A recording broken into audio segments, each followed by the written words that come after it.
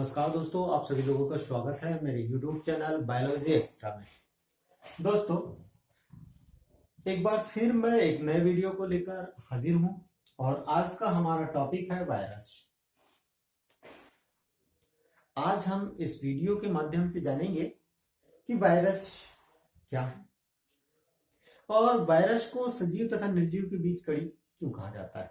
यह वीडियो बहुत ही छोटा वीडियो है और केवल मैं आज जिस टॉपिक पर चर्चा करने वाला हूं वह टॉपिक है वायरस को सजीव और निर्जीव के बीच की कड़ी क्यों माना जाता है। तो सबसे पहले जान लेते हैं कि वायरस क्या है। दोस्तों, वायरस न्यूक्लियोप्रोटीन से बने हुए पृथ्वी पर उत्पन्न होने वाले प्रथम जीव। वायरस न्यूक्लियोप्रोटीन से बने हुए पृथ्वी पर उत्पन्न होने वाले प्रथम जीव हैं जिनकी कोशिकीय संरचना नहीं होती, अर्थात ये अकोशिकीय होते हैं। ठीक है, ये कैसे होते हैं? अकोशिकीय होते हैं। वैज्ञानिकों के बीच में मतभेद है कि ये सजीव है या निर्जीव है। इस कारण से इसको सजीव तथा निर्जीव के बीच की कड़ी माना जाता है। वायरस क्या है भाई? वायरस है connective link between living and non living thing. ठीक है, इसको सजीव तथा निर्जीव के बीच की कड़ी माना जाता है। क्यों? इसी पर चर्चा आज हम करने वाले हैं। यहां पर एक बात और थोड़ा सा समझ लीजिए कि वायरस शब्द की उत्पत्ति जो है लैटिन भाषा के वाइवम शब्द से हुई है, जिसका अर्थ होता है मॉर्फिड पर्सन या विकृत विष। ठीक है, वायरस शब्द की उत्पत्ति किससे हुई है? वायरस शब्द की उत्पत्ति हुई है वाइवम शब्द से, जिसका अर्थ होता है मॉर्फिड पर्सन या विकृत विष।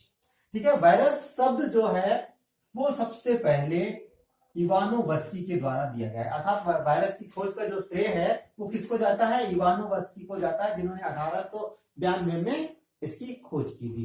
वायरस का अध्ययन विज्ञान की जिस शाखा के अंतर्गत किया जाता है उसे विषाणु विज्ञान या वायरोलॉजी कहा जाता है। विषाणु या वायरस। ठीक है, तो चलिए अब हम जानते हैं कि ये सजीव है या निर्जीव है।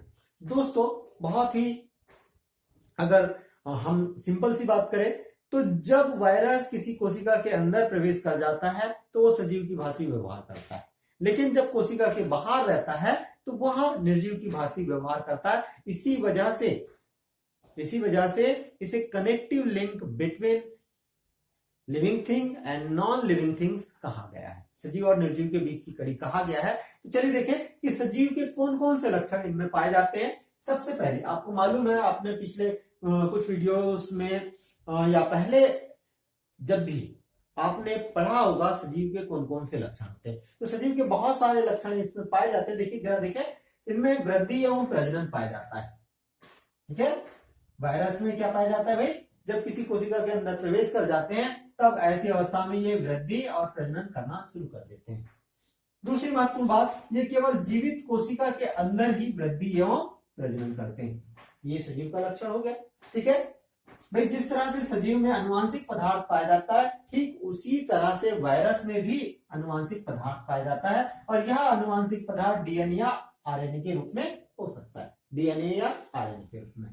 ठीक है, एक बात और ध्यान रखिए कि ये संरचनात्मक विशिष्टता प्रदर्शित करते हैं। संरचनात्मक विशिष्टता प्रदर्शित करते हैं तथा इनका आकार कैसा होता है? निश्चित होता है। वहीं पर एक और बात हम ध्यान दें कि इनमें नाभिकीय अम्लों के संश्लेषण की क्षमता पाई जाती है। इनमें नाभिकीय अम्लों के संश्लेषण की क्षमता पाई जाती है जो सजीव के समान है। इसके अलावा एक और देखें कि इनमें म्यूटेशन भी होता है। म्यूटेशन अर्थात अनुवांशिक पदार्थ या डीएनए या आरएनए में अचानक होने वाला परिवर्तन जो अनुवांशिक होता है उसको उत्परिवर्तन कहा जाता है और इनमें उत्परिवर्तन पाया जाता है। इसके अलावा एक और बात ध्यान दें कि इनमें अनुकूलन की क्षमता भी पाई जाती है और अनुकूलन की क्षमता होना सजीवों का प्रमुख लक्षण है। इस कारण से इनको हम सजीव मान सकते हैं। दूसरी बात कि ये जीवों के अंदर संक्रमण के द्वारा विभिन्न प्रकार की बीमारियों को फैलाते हैं। संक्रमण के द्वारा विभिन्न प्रकार की जो बीमारी है उनको फैलाने का कार्य इनके द्वारा किया जाता है। ठीक है, इनके शरीर का आकार ये आकोशिकीय होते हैं, परंतु देखिए इनके शरीर का जो आकार है वो किससे मिलकर बना होता है? किसका बना होता है शरीर? न्यूक्लियोप्रोटीन का बना होता है। न्यूक्लियोप्रोटीन मतलब न्यूक्लिक एसिड और प्रोटीन का बना होता है। इसके अलावा इनमें संवेदनशीलता का भी गुण पाया जाता है।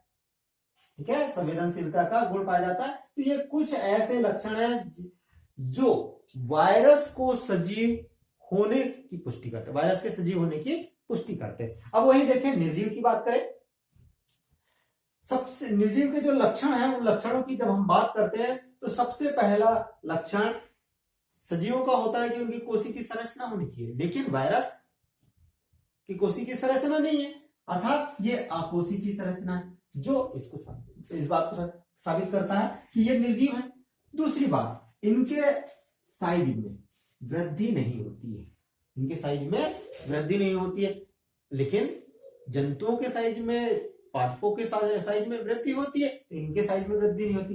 देखिए तीसरी बात, जब ये जीव शरीर के बाहर रहते हैं तो ये रसायनों के समान व्यवहार करते हैं, इनका क्रिस्टलीकरण किया जा सकता है और साथ ही इनका प्रेसिपिटेशन भी किया जा सकता है, अवसादन भी किया जा सकता है।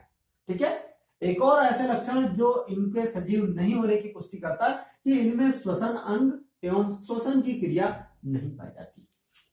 ठीक है, श्वसन अंग एवं श्वसन की क्रिया इनमें नहीं पाई जाती है। साथ ही इनमें देखिए कि इनमें कोशिका द्रव्य, कोशिका अंगक जैसे डीएनए, कोशिका अंगक की जब हम बात करें तो माइटोकॉन्ड्रिया, क्लोरोप्लास्ट या अन्य कोशिका अंगक इनमें नहीं पाए जाते। साथ ही इनमें एंजाइम भी नहीं पाए जाते।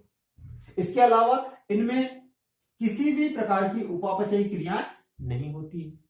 साथ ही एक और लक्षण देखें, जे तापक्रम प्रतिरोधी होते हैं, और एक और इसमें देखें, इनमें अम्ल एवं क्षारकों के प्रति प्रतिरोध पाया जाता है।